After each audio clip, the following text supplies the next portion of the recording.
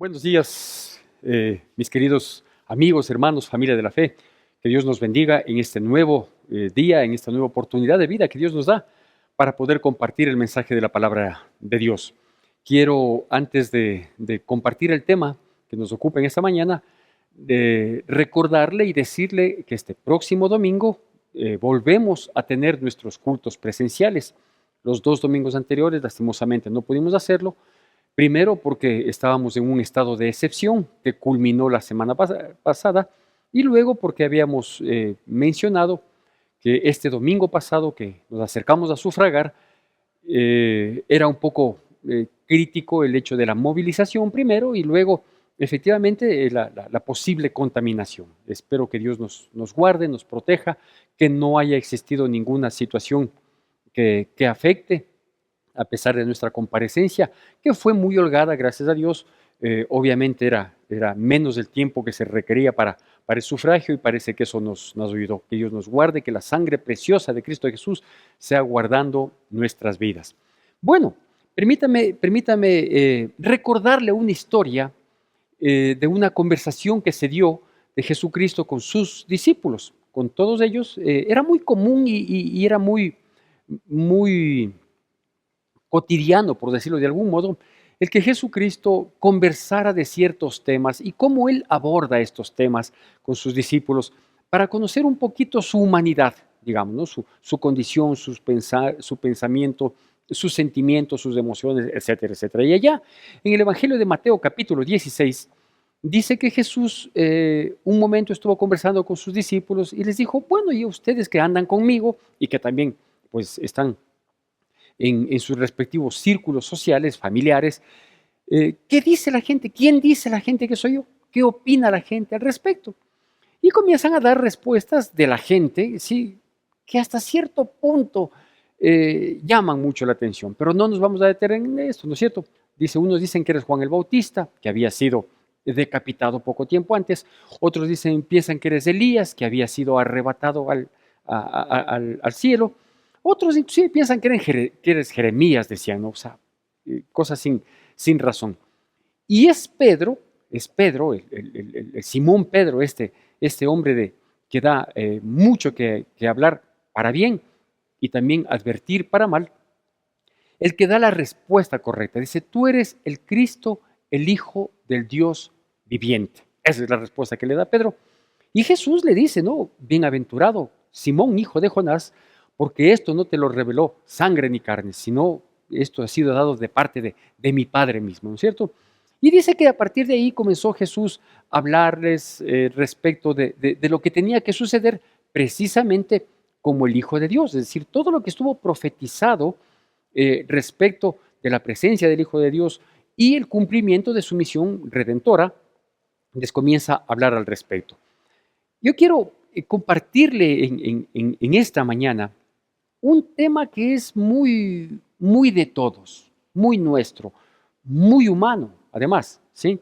Porque obviamente la palabra de Dios fue escrita, inspirada por Dios, pero escrita para los humanos, ¿no es cierto? Y aquí nosotros encontramos gente buena, encontramos gente mala, encontramos a las personas en sus más amplias manifestaciones humanas, es decir, con sus emociones, ¿sí? Con sus instintos. Y digo, en esta conversación, ¿sí? Para mirar un poco este tema, en esta conversación pasa lo siguiente. Era una misma reunión, era una misma conversación, y pasa lo siguiente. Vamos a leer unos pocos versículos que se encuentran precisamente en el capítulo 16 de Mateo, los versículos del 21 al 23, que aparecerán en pantalla. Le pido que lo hagamos siempre con la debida atención y la reverencia que amerita la palabra de Dios. Mateo capítulo 16, versículos 21 al 23. Dice así: desde entonces comenzó Jesús a declarar a sus discípulos que le era necesario ir a Jerusalén y padecer mucho de los ancianos, de los principales sacerdotes y de los escribas, y ser muerto y resucitar al tercer día. Entonces Pedro, tomándole aparte, comenzó a reconvenirle, diciendo: Señor, ten compasión de ti, en ninguna manera esto te acontezca. Pero él, volviéndose, dijo a Pedro: quítate delante de mí, Satanás, me eres tropiezo, porque no pones la mira en las cosas de Dios, sino en la de los hombres, ¿no? Y digo, llama mucho la atención esta conversación, esa reunión en la que estaban compartiendo Jesucristo con sus discípulos y la revelación que recibe Pedro, ¿no es cierto? En la que le dice, tú eres el Cristo, el Hijo del Dios viviente, y bienaventurado tú, Pedro, etcétera, etcétera. Y aquí hay dos aspectos, ¿sí? Dos aspectos que inclusive, como vienen de parte de Jesús, también llama mucho la atención. El un aspecto es que apenas Pedro recibe esa revelación y la comenta y la dice, que él considera, que él cree, que él está seguro de que tú, Señor, eres el Cristo, el Hijo del Dios viviente, el Salvador del mundo, el Mesías que estábamos esperando, ¿no es cierto? Jesús le dice, bien Pedro, ¿sí? No solo le dice bienaventurado, porque esto te lo reveló mi Padre, etcétera, etcétera, sino que le dice, bien Pedro, sobre esa declaración que tú estás haciendo, yo voy a edificar mi iglesia, sobre la declaración de que yo soy el Hijo del Dios viviente, yo soy el Mesías, yo soy el Salvador del mundo. Dice, sobre esa declaración yo voy a edificar mi iglesia y las puertas del Hades no prevalecerán contra ella. ¿Sí? Entonces, por un lado, Dios estaba dándole, o Jesucristo, que es Dios, le estaba dando quizás un reconocimiento, por decirlo de alguna manera, lo estaba dando dándole una condición, ¿sí? Especial, por llamarle, digo, de algún modo, de en medio de sus discípulos. Pero en la misma reunión y pocas palabras después, como efectivamente vemos en pocos versículos posteriores, nosotros encontramos una situación que aparentemente se contrapone con lo que en este momento estaba sucediendo. ¿Sí? ¿Cuál es esta? De que Jesús dice que comenzó a hablarles a ellos y a decirles, miren, ya que ustedes reconocen, ya que Pedro ha recibido la revelación y todos ustedes reconocen que yo soy el Hijo de Dios, ¿no es cierto? Entonces, tiene que cumplirse lo que dice las Escrituras de mí.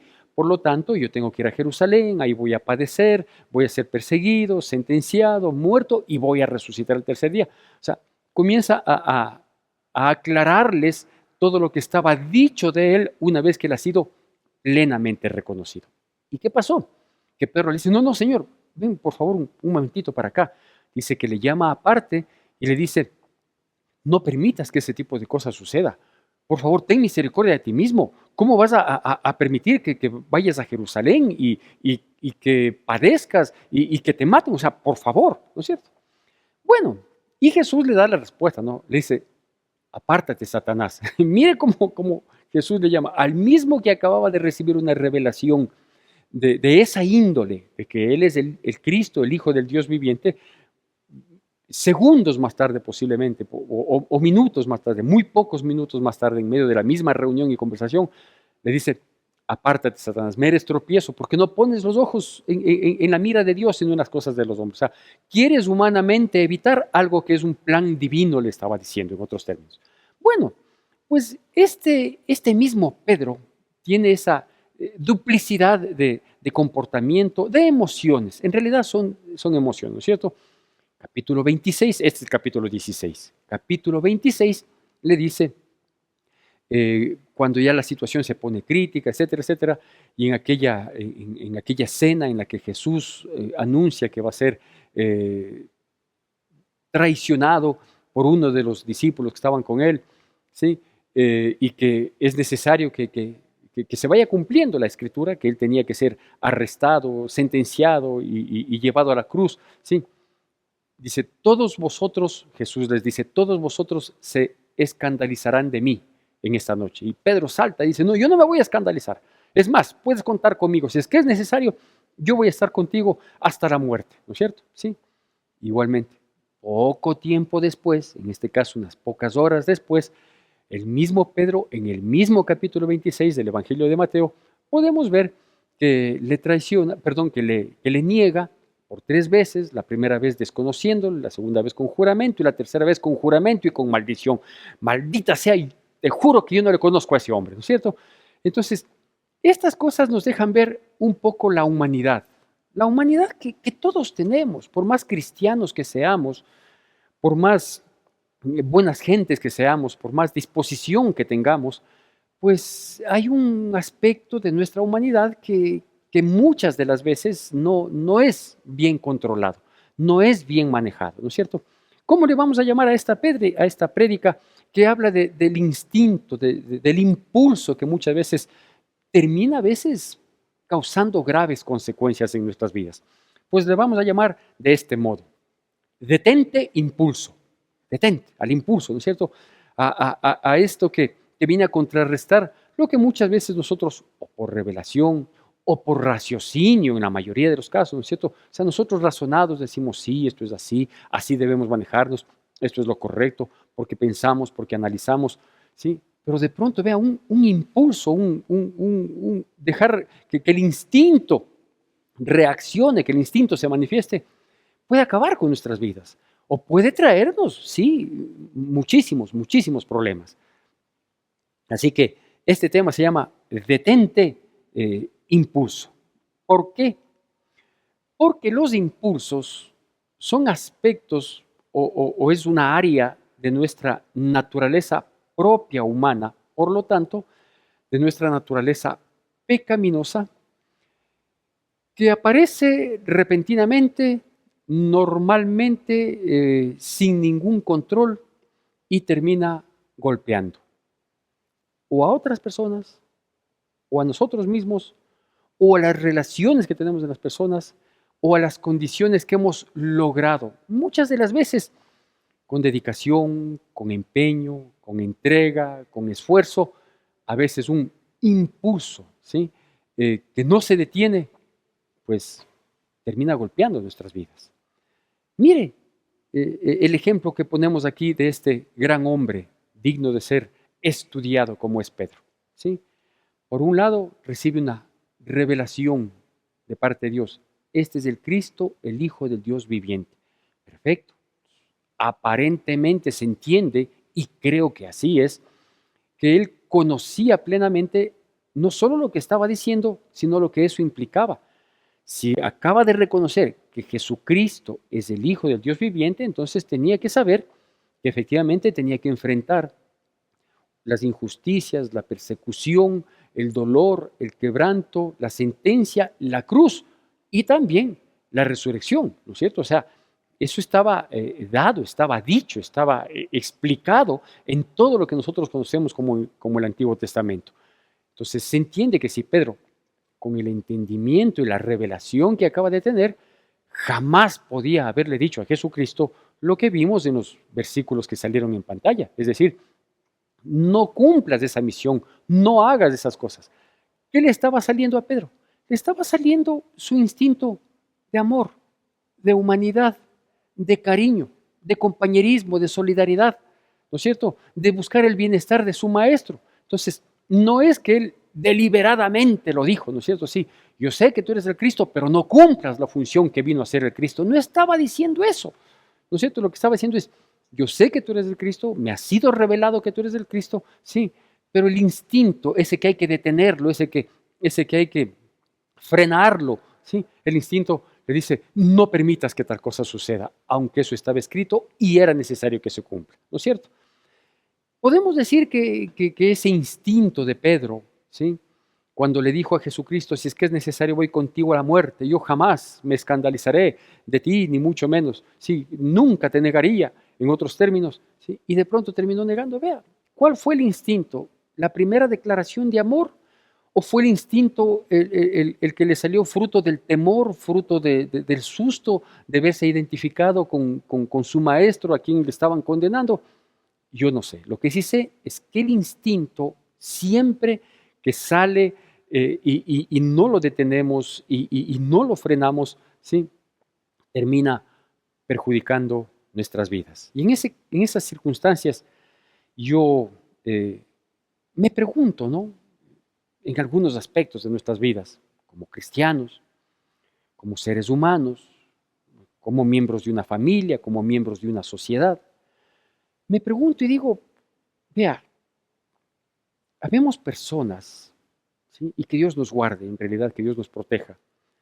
Habemos personas que hemos nacido en una iglesia, ¿sí? En la iglesia fulana de tal. En mi caso, en la iglesia Centro de Adoración Cristiana. Yo cada vez que hablo, cada vez que comparto, cada vez que converso y menciono esta situación, y digo, gracias a Dios, yo nací en una iglesia que tenía un nombrecito que decía Iglesia Evangélica Centro de Adoración Cristiana, allá en el sur de Quito, capital del Ecuador.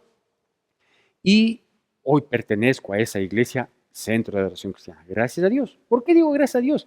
Porque ventajosamente, por la misericordia de Dios, por la bondad de Dios, sí, no he tenido aquí en nuestro país, en nuestra ciudad, cuando todavía estábamos en la antigua normalidad, había una competencia pedestre de 10 kilómetros que se llamaba la Ruta de las Iglesias, ¿no es cierto? Entonces, algún rato yo haciendo una analogía un poco jocosa en ese sentido, yo decía que hay cristianos que hacen la ruta de las iglesias, ¿no es cierto? ¿Por qué? Porque están en esta, se salen de aquí, se van a la otra, de ahí en esta de acá vienen, le critican a la anterior, van a la subsiguiente, llegan santamente a la siguiente, a pesar de que salen mal de la anterior, etcétera, etcétera, ¿no es cierto? ¿Por qué pasa eso? Precisamente porque le damos lugar, rienda suelta al instinto, a este impulso al cual hay que detenerle, así se llama, detente impulso, ¿sí? Le damos rienda suelta en un momento, ¿sí? No, no es siempre y quizás no sea siempre, sino que vea, hay veces como se solía decir antiguamente, hay veces que uno se levanta con el pie cambiado, ¿no es cierto?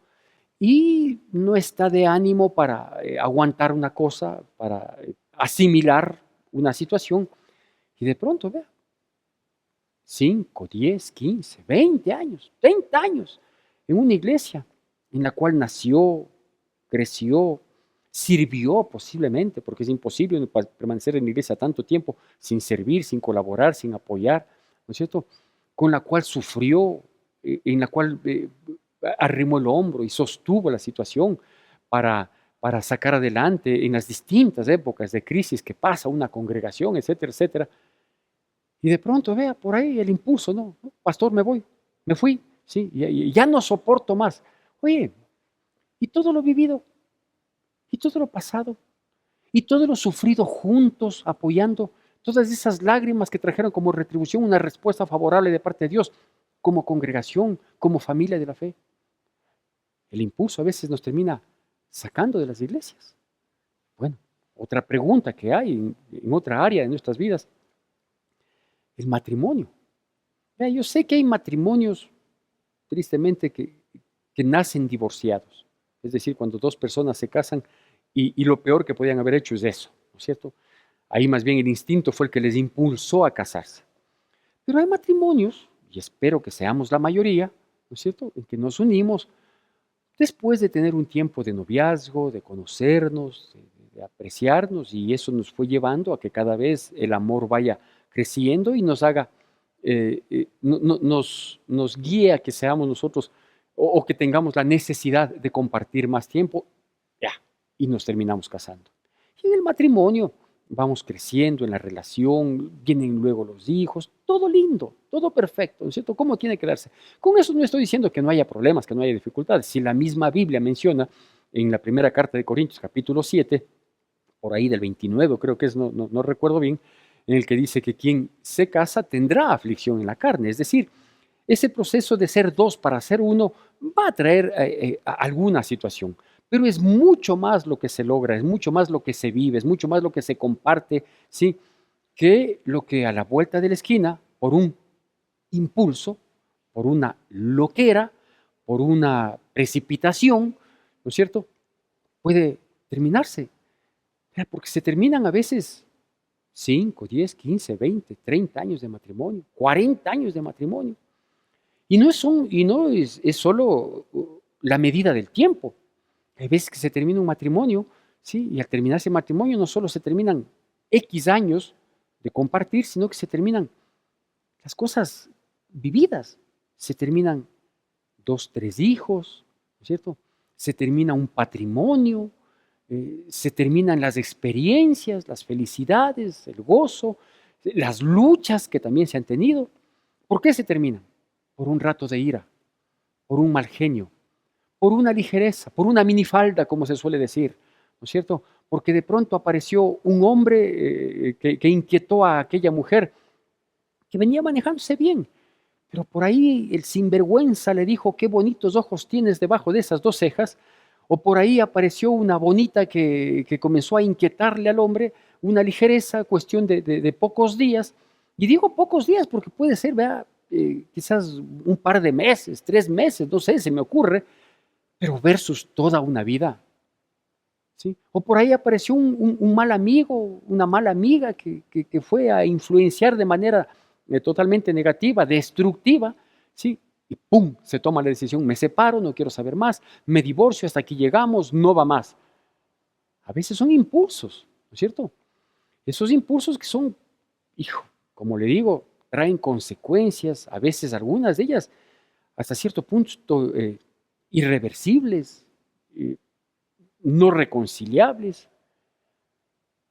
¿Qué más? Vea, no es solo el impulso que a uno a veces le invita a salirse de su iglesia, de su casa, de su familia, o el impulso que le lleva a destruir su familia, su cónyuge, sus hijos, su vida, su historia, su futuro inclusive, porque nuestra vida pasada, presente y futura depende y estará siempre relacionada, y así es como debe ser, con nuestra familia. Uno no puede pensar el pasado con unas personas, el presente con una familia y el futuro con otras personas. No es así, ¿no es cierto? La familia y el compromiso con Dios son para siempre, son para toda la vida. ¿Sí? Hay veces que grandes amistades también se terminan por un impulso. ¿Sí? Amigos, sea de años o que nos hemos unido bajo distintas circunstancias. De pronto hay veces que cierta información maliciosa llegó a la mente, al conocimiento, y en vez de hacer prevalecer la amistad, ¿no es cierto?, de ir, porque una amistad tiene que ser honesta, tiene que ser sincera, tiene que ser transparente, no tiene que ocultar nada. Entonces, si de pronto me llegó a mí, vea, qué sé yo, el comentario de que mi amigo íntimo, mi pana, mi yunta, como sabía decir mi padre, ¿no? Estás haciendo yunta cuando me llevaba muy cercanamente y permanentemente con una persona.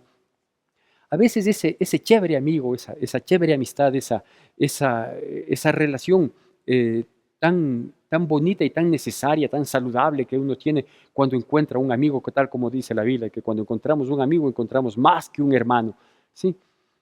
De mucho tiempo, de varias batallas, de experiencias maravillosas que uno aspira en las postrimerías de su vida, mantener esa amistad para cuando recuerde, sí, refrescar el alma. De pronto vea un impulso, ya le digo, una mala información de gente maliciosa que no es feliz a sí misma y tampoco quiere que sea feliz el resto. En vez de hablar con el amigo, ¿no? Y decir: mira, ¿es verdad que tú has dicho esto? ¿O es verdad que las cosas se han dado de este modo? Porque yo no puedo aceptar que de ti venga esto. O sea, nuestra amistad es tan buena, tan íntegra, ¿sí? Que yo no podría aceptar esto.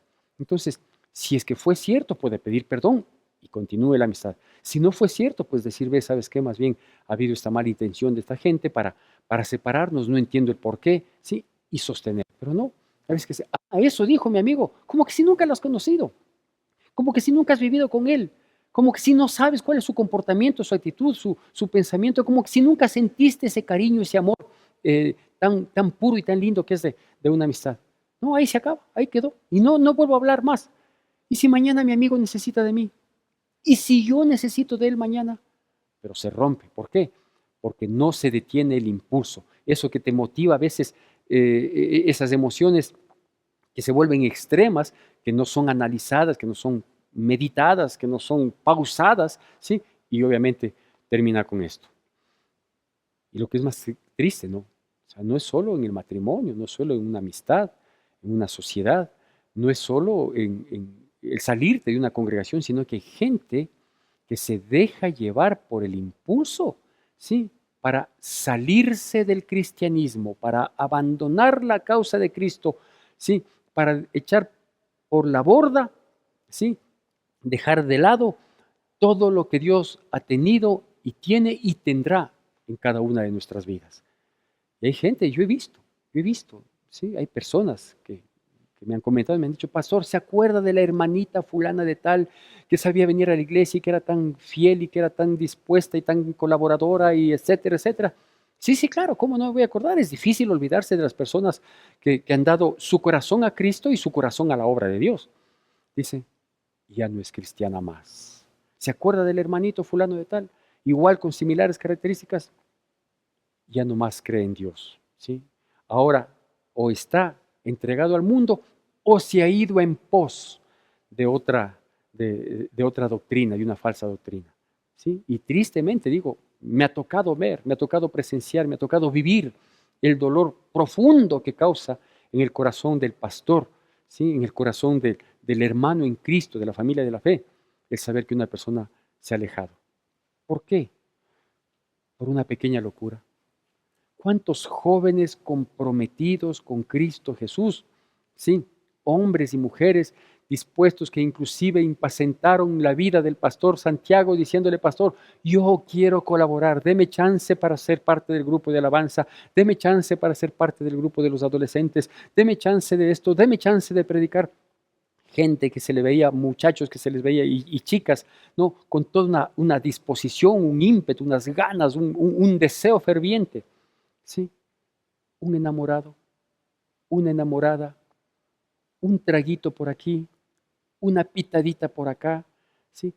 Un video, tonteras, tonteras, ¿sí? Les hace declinar y abandonan lo más grande de sus vidas, que es Cristo Jesús. Es terrible, es, es triste, en realidad es triste, es una congoja en mi vida el saber que actuamos a veces con una ligereza tan fácil, tan ligera, tan eh, impensada, por no detener el impulso, perder cosas que verdaderamente valen la pena, como nuestra relación con Dios, como nuestros matrimonios, como nuestras relaciones de amistad, como nuestro compromiso de vida con Dios. Mire lo que dice la palabra de Dios en el libro de Eclesiastés capítulo 10, versículo 1. Eclesiastés capítulo 10, versículo 1.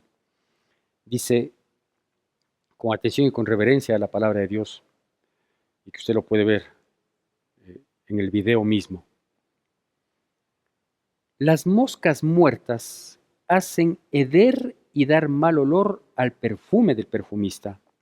Así una pequeña locura al que es estimado como sabio y honorable.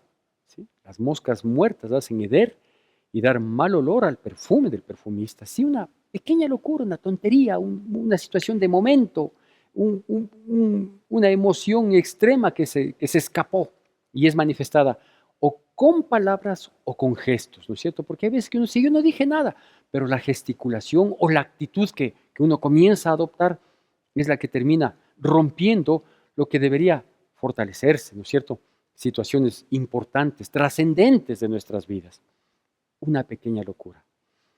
Una locura que no sabemos cuándo nace, pero que como la polilla va carcomiendo el alma, va carcomiendo el corazón, va menguando las cosas buenas que de hecho como hijos de Dios tenemos en nuestras vidas, va acallando la voz del Espíritu Santo que habla, que obra, ¿no? Porque no es que uno es cristiano y de pronto a la primera mujer que pasó ya cojo y adultero. No, no es así, ¿no es cierto?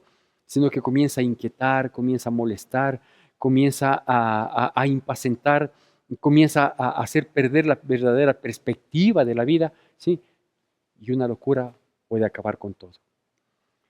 Yo quiero compartirle cuatro aspectos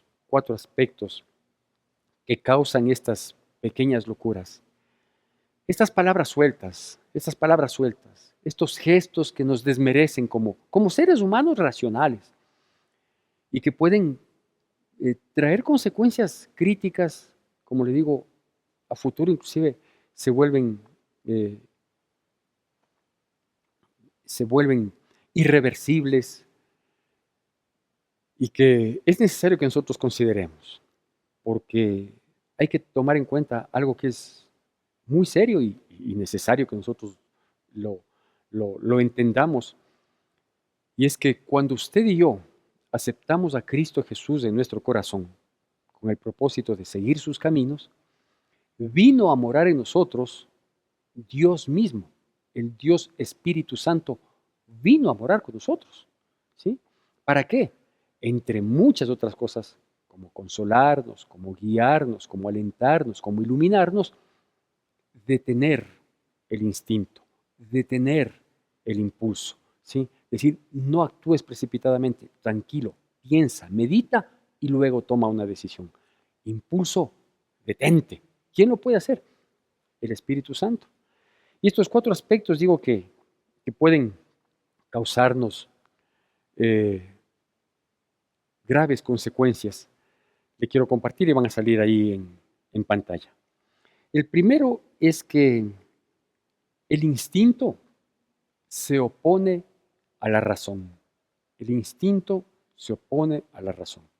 Cuando el instinto aflora, aparentemente tenemos la argumentación tácita de dejarlo actuar, pero no es así.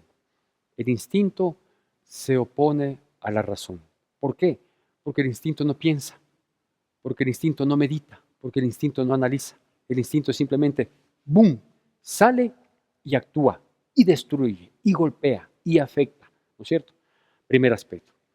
El segundo aspecto, ya para ir terminando, ¿sí?, es que el instinto anula lo bien vivido. El instinto anula lo bien vivido. ¿Sí? ¿Por qué? Porque el instinto no tiene memoria. El instinto no recapacita en las experiencias.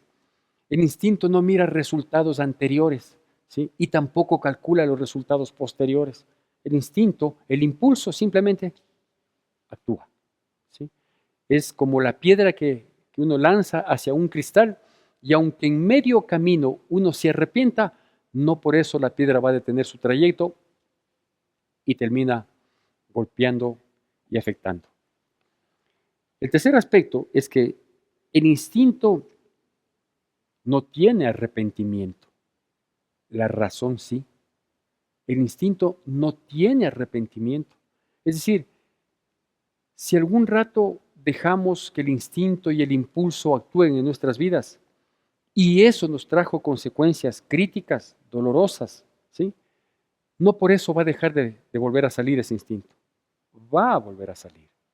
Si por el instinto fuiste infiel, si por el instinto adulteraste, no es que después de haber recibido todas las consecuencias espantosamente tristes que genera una infidelidad, que genera un adulterio, no por eso el instinto más adelante deja de salir. Lo más probable es que vuelva a salir tantas y cuantas veces sea necesario, ¿no es cierto? Entonces, el instinto no tiene arrepentimiento, se suelta, ¿sí?